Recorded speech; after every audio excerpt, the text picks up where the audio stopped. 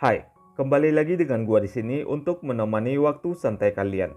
Kali ini gua akan menceritakan alur cerita film Korea yang berjudul Lantas bagaimana kisah selengkapnya?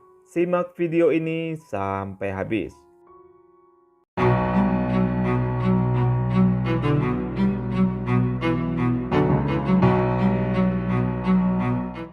Adegan diawali dengan sebuah game PUBG yang digambarkan dalam bentuk nyata. Ada beberapa tokoh yang sedang melakukan mabar di dalam game tersebut. Salah satunya adalah tokoh utama dalam film ini yang bernama Kwon Yu, di mana nickname yang dia gunakan di dalam game adalah Daejang. Kwon Yu sering melakukan mabar bersama teman-temannya, namun mereka sama sekali belum pernah bertemu dan hanya sebatas teman di dalam game. Kwon Yu sendiri sangat mahir dalam bermain game. Selain itu, dia juga terkenal dalam game online karena keahliannya menyusun strategi.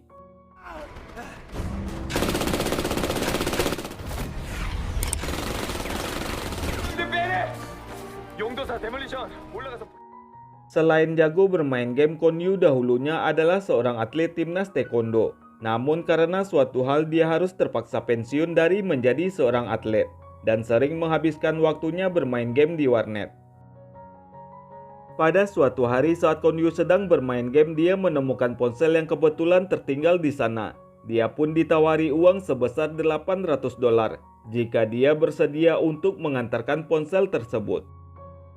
Dengan perasaan tidak menaruh curiga sedikit pun, Kwon Yu pun mengantarkan ponsel tersebut ke sebuah tempat yang diminta oleh perempuan itu. Dia lalu masuk ke dalam apartemen dan disuruh mengambil uang yang menjadi upahnya. Sekembalinya Kwon Yu dari mengantar ponsel, dia pun pulang ke rumah. Dan pada pagi harinya saat Kwon Yu yang sedang tertidur tiba-tiba terbangun saat sekelompok polisi datang untuk menangkapnya.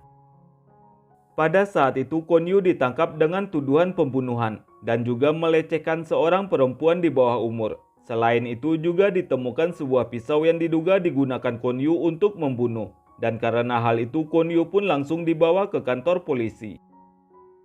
Ketika Kwon Yu diinterogasi, dia tidak bisa mengelak karena ditemukan bukti sperma dirinya dan bahkan sidik jarinya di lokasi. Ibu Kwon Yu percaya kalau anaknya tidak bersalah. Dia pun berusaha keras untuk menyewa pengacara agar bisa membela Kwon Yu di dalam pengadilan.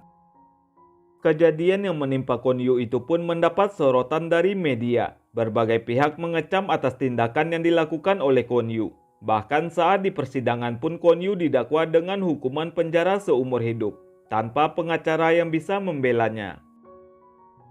Kwon Yu tidak pernah menyangka dengan apa yang terjadi, dan tuduhan yang dilayangkan kepadanya dengan tidak adil. Ibunya Kwon Yu sendiri merasa tidak berdaya, bahkan sempat histeris saat melihat Kwon Yu dibawa paksa untuk dimasukkan ke dalam penjara tingkat 1. Di dalam penjara nasib Kwon Yu tidak kalah malang. Pasalnya di dalam penjara dia kerap disiksa oleh para tahanan lainnya. Ibu Kwon Yu sesekali datang untuk menjenguk Kwon Yu dan dia berjanji untuk mencari dukungan agar bisa membebaskan Kwon Yu dari dalam penjara. Tidak terima terus-terusan disiksa oleh tahanan lainnya, Kwon Yu pun berniat untuk bangkit. Dan berkat saran dari narapidana yang dikenal paling ditakuti di sana, Kwon Yu pun mulai menantang orang yang sering menghinanya. Dan dia pun berhasil mengalahkannya.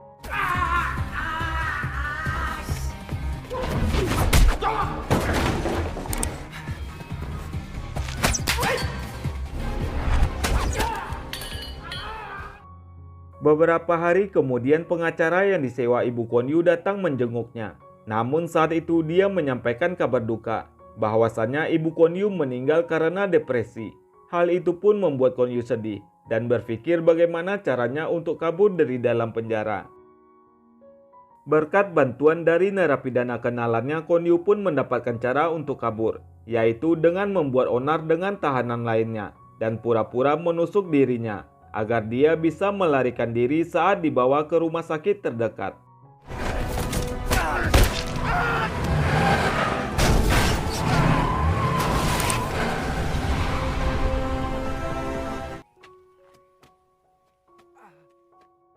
Rencana pelarian Kwon Yu pun berhasil. Di tengah perjalanan dia bertemu pasangan Afrika yang mobilnya sedang mogok. Berkat bantuan Kwon Yu, pasangan Afrika itu pun membawa Kwon Yu melewati sejumlah pemeriksaan. Bahkan mobil itu dipinjamkan kepada Kwon Yu. Tidak lama berselang Kwon Yu pun datang menemui pengacaranya. Namun pengacaranya malah menghubungi polisi. Karena hal itu pun Kwon Yu pun langsung melarikan diri. Dia pun menuju warnet untuk mencari informasi tentang kasus yang menimpa dirinya.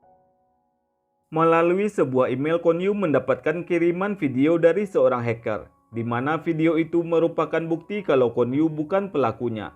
Kwon Yu pun lalu diajak untuk bertemu di suatu tempat, dan di sana dia bertemu dengan seorang wanita yang bernama Yowol.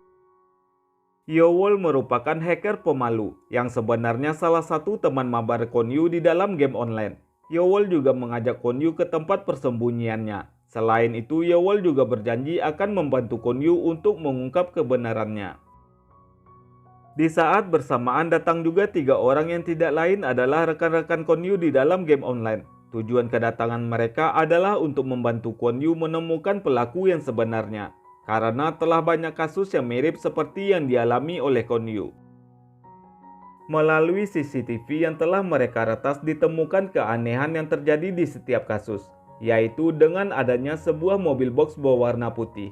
Dari penelusuran yang didapatkan, alamat dari kepemilikan mobil itu ada di sebuah tempat penampungan mobil bekas. Di dalam penampungan mobil bekas itu, Kwon Yu menemukan beberapa orang. Dia pun lantas mengikutinya, sedangkan temannya diminta untuk tinggal sambil memantau lokasi. Sesampainya di lokasi, Kwon Yu melihat mereka mengeluarkan sebuah peti dan juga seorang petugas kebersihan. Pada saat itu juga Kwon Yu melihat hal yang tidak terduga. Dia melihat banyak bercak darah, sedangkan di saat yang sama temannya memberitahu Kwon Yu bahwasannya mobil yang diikuti oleh Kwon Yu telah kembali dan juga membawa peti sekaligus merubah gambar mobilnya.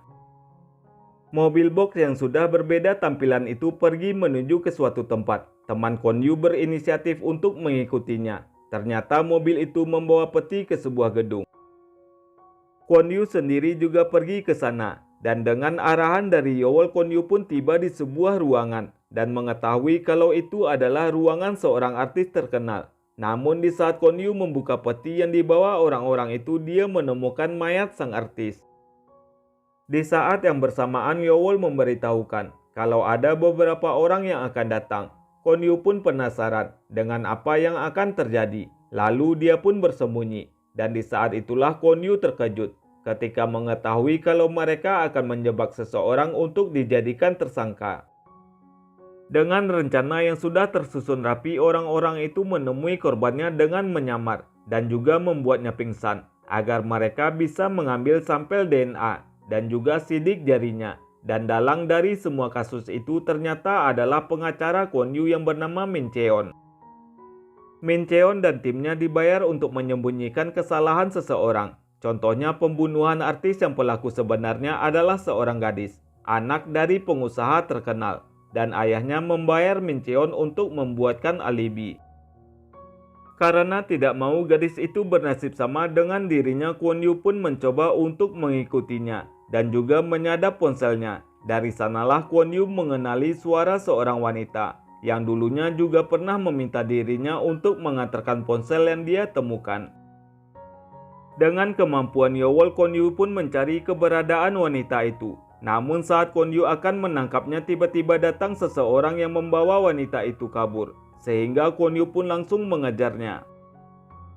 Karena adanya laporan dari masyarakat yang telah melihat Kwon Yu, polisi pun langsung mengejarnya. Namun tanpa diduga mobil Kwon Yu mendadak mati. Di saat itulah datang sebuah truk yang menabrak mobil polisi. Pengemudi truk itu ternyata tahanan yang sering membuli Kwon Yu dulu.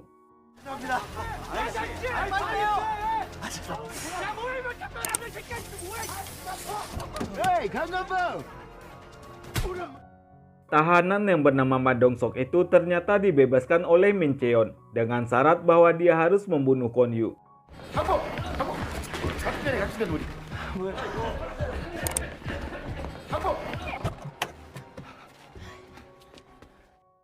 Pada saat itu Yowol menyadari sesuatu. Ternyata di dalam kalung yang ditinggalkan oleh ibu Kwon Yu telah dipasang alat pelacak. Karena semua bukti tertuju kepada Min Cheon, Kwon Yu pun dan rekannya mulai menyelidikinya. Melalui sebuah drone mereka mendengar pembicaraan asisten Min Cheon dengan seorang klien. Dan dari bukti itu pula Kwon Yu pun sadar kalau Min Cheon yang telah menjebaknya.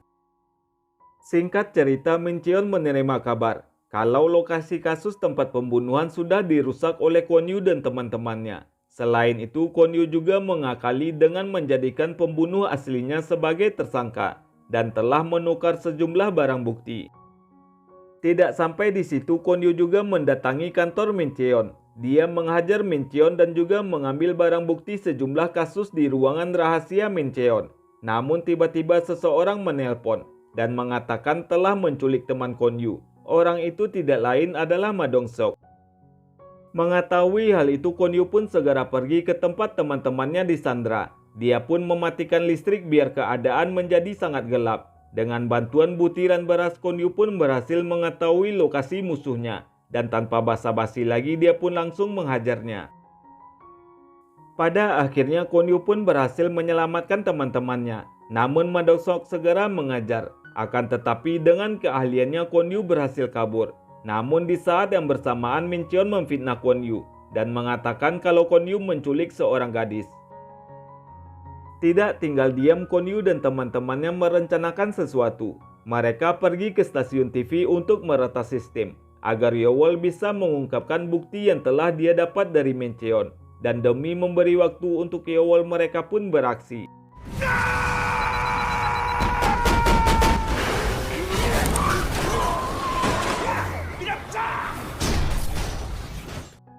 Akan tetapi pada akhirnya teman-teman Kwon Yu pun tertangkap oleh polisi, sedangkan Yeowol ditangkap oleh Ma Dong-seok. Namun Kwon Yu berhasil menyelamatkannya dan meninggalkan Yeowol di suatu tempat, sedangkan Kwon Yu tidak lama kemudian langsung menyerahkan diri. Melihat Kwon Yu ditangkap, Min Cheon pun merasa sangat senang, tetapi kebahagiaannya tidak berlangsung lama karena bukti yang diretas oleh Yeowol telah tersiar di stasiun televisi. Hal itu pun membuat polisi langsung mengepung dan juga menangkap Min Cheon. Dengan tersiarnya bukti-bukti kejahatan Min Cheon, nama baik Kwon Yu pun pada akhirnya dibersihkan. Walaupun Kwon Yu kehilangan ibunya, namun dia bisa berkumpul dengan teman-teman seperjuangannya. Dan film pun pada akhirnya berakhir. 모텔에 숨어 지내다 40여일 만에 경찰에 접견. 박아.